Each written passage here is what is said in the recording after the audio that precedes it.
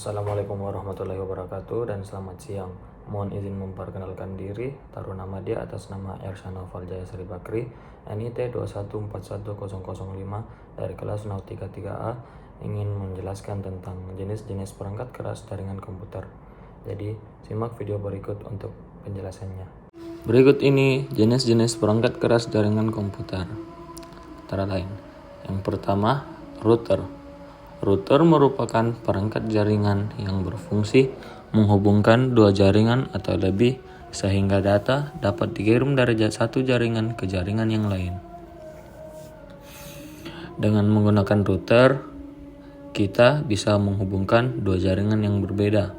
Sekilas, cara kerja router bisa dibilang mirip dengan bridge, yakni sama-sama meneruskan paket data, membagi jaringan menjadi beberapa segmen atau menyatukan segmen-segmen jaringan tersebut.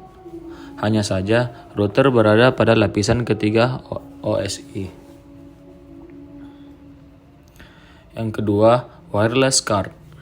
Wireless card merupakan salah satu perangkat jaringan yang dapat menghubungkan dua device secara nirkabel atau tanpa menggunakan media kabel. Dengan menggunakan wireless card, dua komputer atau lebih dapat saling terhubung melalui jaringan Wi-Fi tanpa harus menggunakan kabel jaringan. Laptop saat ini kebanyakan sudah dilengkapi dengan wireless card di dalamnya. Jadi, kita tidak perlu membelinya secara terpisah.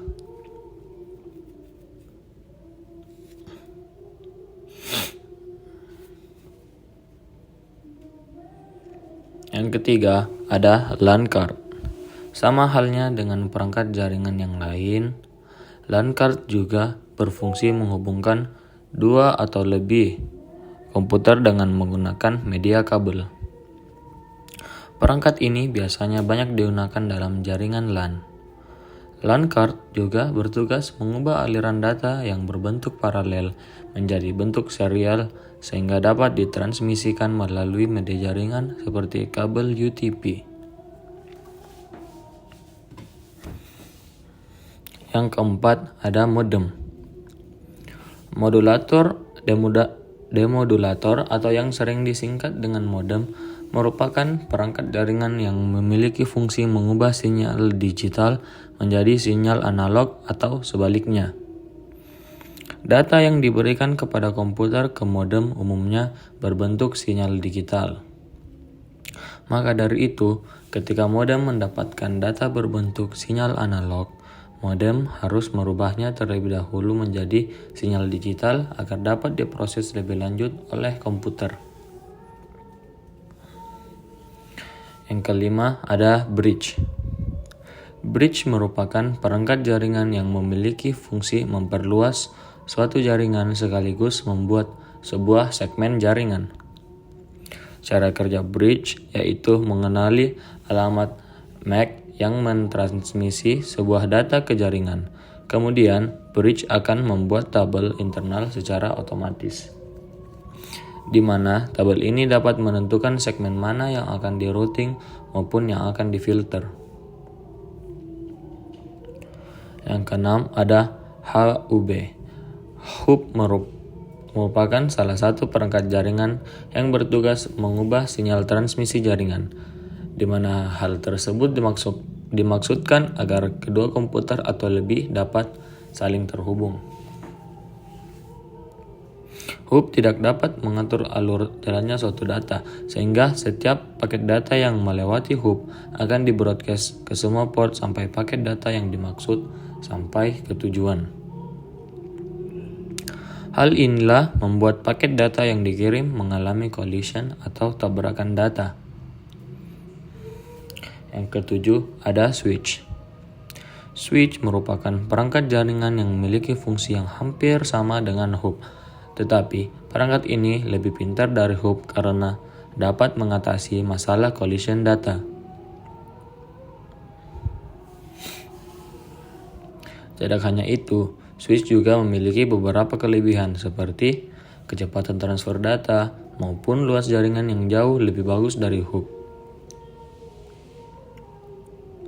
Selain itu, Switch tidak hanya digunakan untuk membagi sinyal, tetapi juga memfilter paket data kemudian meneruskannya ke jaringan yang dituju. Yang kedelapan, kabel jaringan. Kabel jaringan merupakan media transmisi berbentuk kabel yang digunakan untuk menghubungkan dua komputer atau lebih untuk saling bertukar data. Ada beberapa jenis kabel yang biasa digunakan, seperti kabel UTP, STP, koaksial, maupun fiber optik. Biasanya, jenis kabel yang digunakan tergantung pada jenis topologi jaringan yang digunakan.